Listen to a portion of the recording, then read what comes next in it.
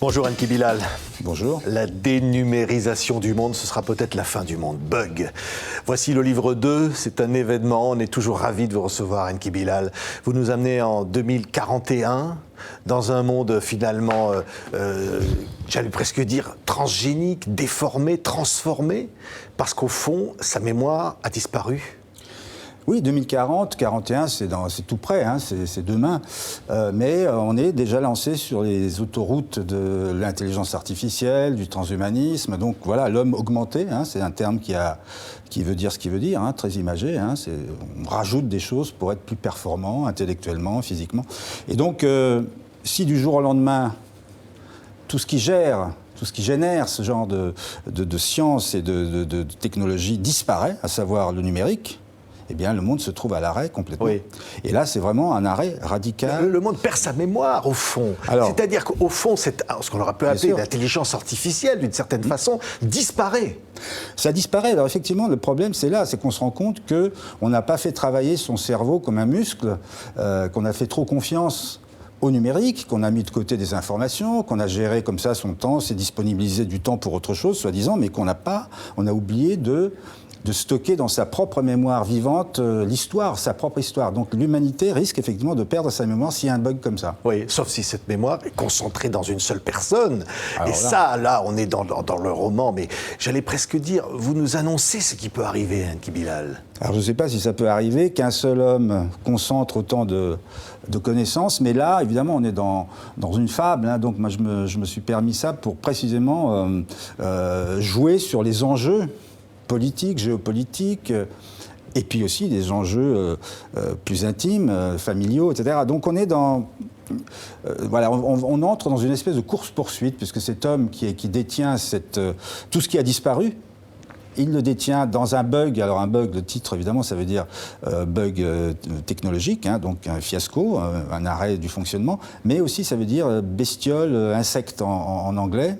Et l'homme dont on parle, qui a toute cette mémoire, est squatté par un alien. Et c'est cet alien, je le dis maintenant parce on le comprend dans le deuxième volet, c'est cet alien qui est un peu le disque dur qui a tout aspiré. On ne sait pas pourquoi, mais il a aspiré ça. Donc cet homme se trouve en capacité d'utiliser toutes les informations qui concernent le monde entier, et qu'il est le seul à avoir. Mais malgré tout, il y a de l'humanité dans votre récit, Enki Bilal, parce qu'il y a la relation entre un père et sa fille, et qu'au fond, on va voir des mafieux s'emparer. Ringards, ceux-là, ils sont ringards, les mafieux que je montre. Ringards, mais qui vont s'emparer de cette jeune femme pour essayer d'obtenir finalement ce secret, qui est finalement le pouvoir sur le monde.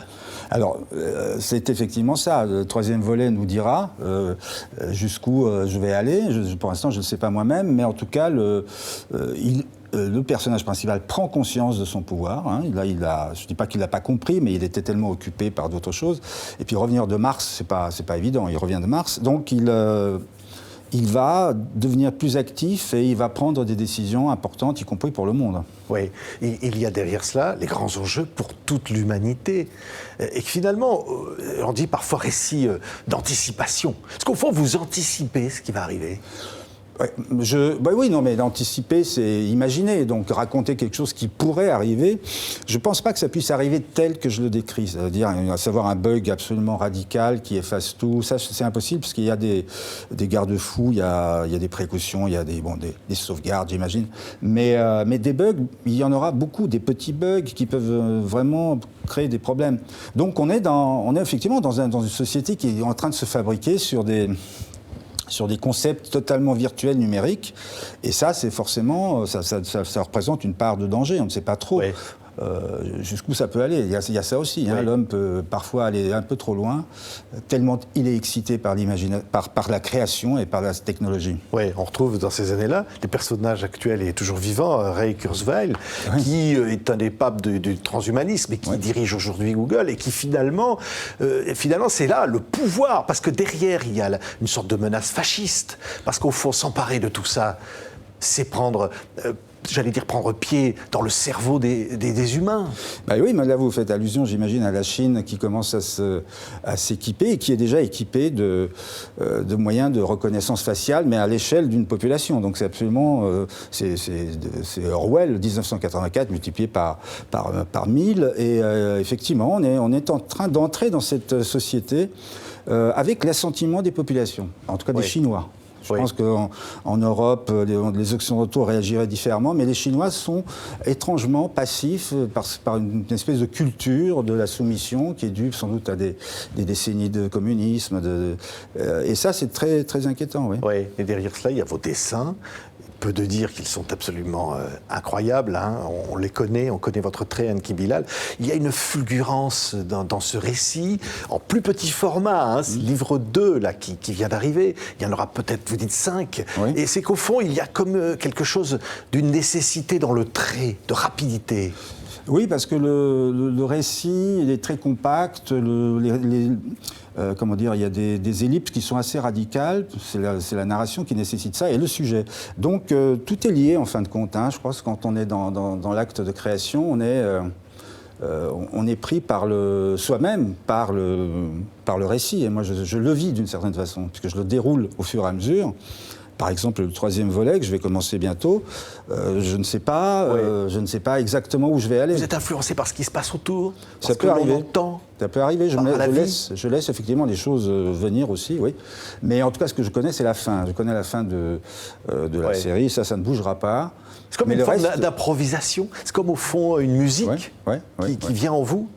Il y a de ça peut ressembler peut-être à je sais pas, une séance d'improvisation musicale. C'est pas faux. Il y a un peu de ça. Vers la fin, notamment, je me laisse toujours des possibilités, des pistes différentes à explorer. J'en choisis une. C'est ce qui a été le cas dans le 2e volet. Ouais, et incroyable ville, l'architecture des villes qui est là. On voit ces immeubles arborés. On voit finalement les villes par en dessus. Vous utilisez Google Earth presque aussi, quelque part, au fond de la réalité d'aujourd'hui pour créer la réalité de demain. Oui, mais volontairement, je ne crée pas là réellement un nouveau monde. Hein. J'essaie de garder la proximité avec ce qu'on est, le monde d'aujourd'hui, pour que justement le lecteur soit plus immergé et qu'il se dise mais ça peut m'arriver, ça peut arriver demain, ça peut m'arriver à moi. Oui, on pourrait parler de catastrophe technologique au fond, c'est-à-dire qu'à un moment donné, l'homme court à sa perte. Et vous l'avez dit quelque part volontairement. Qu'il court à sa perte, il y a ce risque, il y a ce danger, mais moi je ne prophétise pas ce genre de... je ne suis pas dans le catastrophisme. Non, voilà, la dimension de la fable est là, donc moi je pose des questions. Hein. Je les mets parfois sur la table rase d'ailleurs, parce que là tout a disparu, et c'est au lecteur aussi vous savez, entre deux cases, il y a ce blanc toujours en bande dessinée. Et moi, là, dans cette histoire-là, c'est très radical. L'ellipse est énorme, donc il faut la remplir, et c'est le lecteur qui le fait. Il est mis à contribution réellement. Oui, mais derrière, il y a comme quelque chose qui s'appelle une ode à la liberté. C'est qu'au fond, l'envie de dire attention. Attention. Oui, bien sûr. Et c'est sur ça, c'est en vous. Ça a toujours été dans toute votre œuvre. C'est sur la mémoire. C'est vraiment ça. Hein. Je crois que c'est le sujet qui me... On part d'un monde où, par exemple, il y a une maladie comme Alzheimer qui fait des ravages, etc., donc qui s'attaque à la mémoire. Et n'allons pas dans le sens d'Alzheimer. Essayons de la garder, notre mémoire, essayons de faire travailler notre mémoire, essayons de la... Elle nous servira à mieux bâtir le futur. On ne peut pas se passer du passé. Oui. Le petit gamin qui était à Belgrade, il rêvait un jour d'être membre du jury du Festival de Cannes, Enki Bilal. Le petit gamin, à 9 ans, il a joué dans un film à Belgrade. Ouais. Où il dessinait sur les trottoirs à la craie. Bon. C'était un petit film assez sympathique, dans l'esprit de Jacques Tati. C'est un film muet, mais avec une petite musique entraînante sur des gamins. Donc, je ne rêvais pas, évidemment, je ne rêvais pas de ça, mais c'est vrai que c'est assez exceptionnel comme aventure à vivre. Donc je m'apprête à la vivre. Oui. Merci Enki Bilal. Ça s'appelle Bug, le livre 2e publié chez Casterman. C'est un événement, c'est absolument exceptionnel. Merci beaucoup Enki d'avoir été avec nous. Merci beaucoup.